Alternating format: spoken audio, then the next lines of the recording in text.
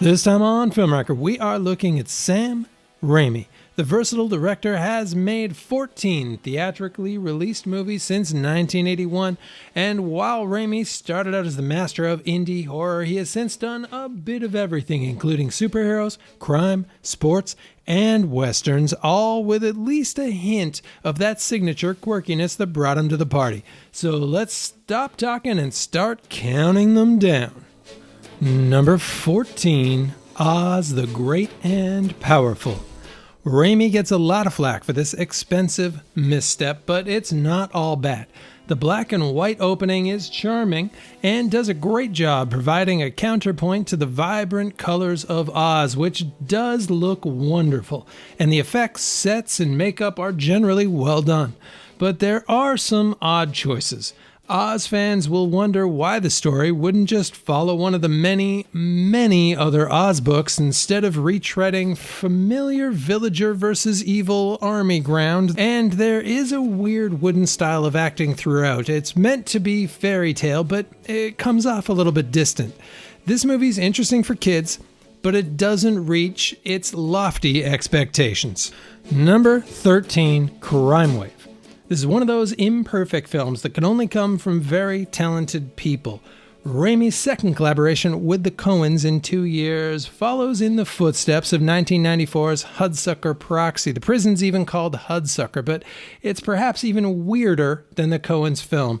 It has terrific moments like the door scene and some very cool, very angular Sam Raimi shots, but its mishmash of Zucker Brothers style slapstick and dark noir never gets it quite right. The villain's voices, the clueless hero shtick, it's all a little bit too much. It does get enough right to deserve some cult classic cred, however, and Bruce Campbell is pretty terrific as the handsome heel. Number 12, Spider-Man 3. There's been a lot said about the much maligned third Spider-Man movie, but most of it boils down to too many cooks, both on screen and off. If Venom had been saved for a fourth movie and Sandman had gotten his chance to shine here, we'd likely be singing a different tune. The redemption story of the character played by Thomas Hayden Church is definitely the highlight. But we've got Harry and Gwen and MJ and John Jameson and Eddie Brock and Peter with his emo hair and finger guns, and while parts of that work, it's all way too much, and by the end of the movie we've only got 10 or so minutes to wrap up half a dozen things. It isn't the massive failure that some claim, but it's certainly not what Sam Raimi or Spidey fans envisioned. Number 11, The Quick and the Dead. Full disclosure, this weird matchup of Western and those fighting tournament movies in the 90s is exactly down my alley. A ragtag group of gunfighters with interesting backstories meet in a town run by evil Gene Hackman.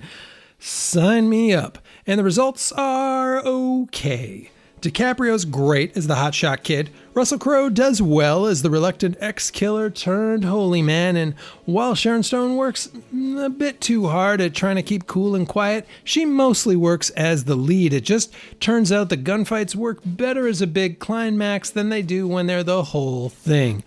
Number 10, For Love of the Game. This is kind of a baseball movie for couples, and it mostly works despite the iffy reviews. The whole thing takes place over a retiring pitcher's final game. It's intercut with flashbacks to a somewhat rocky relationship. It's not the best Kevin Costner baseball movie, though in fairness, that is a high bar. But it's interesting to see a baseball movie that kind of echoes the actual flow of the game, even if that means some methodical pacing. And if nothing else, John C. Reilly as the catcher is well worth the price of admission. Number 9, The Gift. This kind of thriller, kind of portrait of a small town written by Billy Bob Thornton has maybe the best cast that Sam Raimi has ever worked with. Hilary Swank, Giovanni Ribisi, Greg Kinnear, and J.K. Simmons, with Katie Holmes and Keanu Reeves both playing way against type, and Cate Blanchett doing a phenomenal job as the lead. The actual supernatural murder mystery isn't exactly groundbreaking, but Raimi makes the absolute most out of it, and to his credit, he gives his cast a lot of room to shine, taking what in most hands would be a bit paint by numbers and elevating it into a fairly memorable film. Number 8, Darkman. When Raimi couldn't nail down Batman or the Spirit, he just made his own dark and moody superhero. Darkman pulls a bit from both of those and mixes in a healthy chunk of Universal monster movies and his own indie effects sensibility to create something very cool. While it's too bad that the studio wouldn't sign off on Campbell as the lead, Liam Neeson does a great job at the center of a familiar yet original revenge story that feels very 90s, but in the best possible way. Number 7, A Simple Plan. One of Raimi's few forays into real buttoned-up mainstream movies. It's a workmanlike story of crime and betrayal that trades in the camera tricks and humor for serious conversations in a bleak, small town. Billy Bob Thornton garnered critical acclaim for his role, and the general dour darkness of the town works well to echo the tone. Fans of this sort of thing will enjoy it a lot, and it does what it sets out to do very well. But the heavy tone can be a lot for the 2+ hours of runtime. Still, it's confident filmmaking by a director that has learned how to stay out of the way and let the script and the acting do the talking. Number 6, Drag Me to Hell. After making a few more serious mainstream films, Raimi returned to his roots with this over-the-top horror. Drag Me to Hell may not have actual deadites or cabin cellars, but there is no doubt where it gets its inspiration. At just over 90 minutes, Raimi's return to horror is a slick, streamlined tale of curses and demons with buckets of blood and plenty of gross that keeps its pace from start to finish. Alison Lohman is great as the lead, who goes through a lot, including gypsy curses, terrible co-workers, cat sacrifice, and having to date condescending fancy boy Justin Long. And she does a heck of a job selling her one-way ticket to the titular hell. Number 5, Spider-Man. Although X-Men kicked off the superhero movie resurgence a couple of years earlier, Spider-Man kicked it into high gear. After Superman and Batman, Spidey's arguably the hero people wanted to see most on the big screen, and with this great responsibility, Sam Raimi made a pretty great film.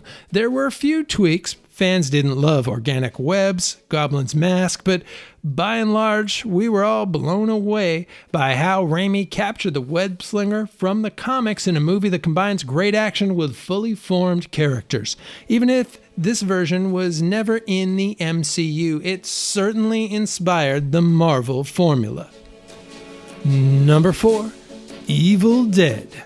The movie that put Raimi on the map is still one of the greatest low-budget horror movies ever made. Evil Dead does scary with a smile. Even when it is gushing buckets of blood or dragging unsuspecting cabin-goers into its demon-filled basement, the audience always feels like it's in on the fun. That kind of fun horror is hard to do, and arguably has never been done this well, except maybe by the sequels. It's interesting to see Bruce Campbell playing Ash so sincerely in the first one, and in a lot of ways the simplicity of the effects has actually made this movie age even better. Number 3, Army of Darkness. The third part of the Evil Dead trilogy goes all in on the humor, and it works. Ash is at his brashest, and the things go from pretty crazy to all in insane. Evil Ash, Tiny Ash, evil witches, and all-out battles against a skeleton army. It's quotable, rewatchable, non-stop fun. The Ray Harryhausen-inspired effects make it even more lovable for film fans, and you can see the ways that it's inspired so many other directors. Just watch Peter Jackson's Helm Deep side by side if you don't believe me. This is how you close out a trilogy. More of everything, and then leave them wanting even more. Number 2, Spider-Man 2. Almost 2 decades and who knows how many big-budget superhero movies later, it is impressive that Raimi's second Spidey film is still right at or very near the top of that pile. While the first Spider-Man was a good start, the second one gets it just right. Everyone is far more layered. Doc Ock is such a complex villain. Harry and MJ both have their own arcs. Aunt May's money problems are kind of heartbreaking. And Peter is intrinsically linked to all of it, though the losing powers angle's maybe the weak point.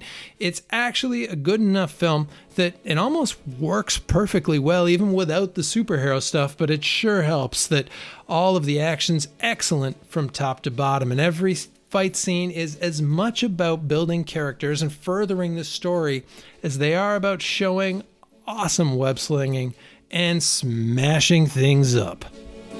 Number 1, Evil Dead 2. Evil Dead 1 is more horror, Army of Darkness more comedy, but Evil Dead 2 is a perfect balance right in the middle. It's a weird movie that's a little bit remake and a bit sequel that Bruce Campbell has called a requel, with a short, highly retconned retelling of the story so far, leading right into the next beat of dismembered evil hands, chainsaws, cellar demons, ancient prophecies, and 4 more soon-to-be victims. It was famously released without a rating, and we are all thankful for that choice. How much worse would the world be without the blood-soaked fun of what might be the greatest cult horror movie ever made? Raimi may have gone on to make technically better films, but he has yet to make one that you would rather watch over and over again. And that is it. Sadly, we still have a couple of years to wait until Raimi's long-awaited return with that new Doctor Strange movie, but until then, please share your own lists. I'm especially interested to hear what your own top 3 are. I agonized over mine. And please like and subscribe, and hopefully I will see you all next time.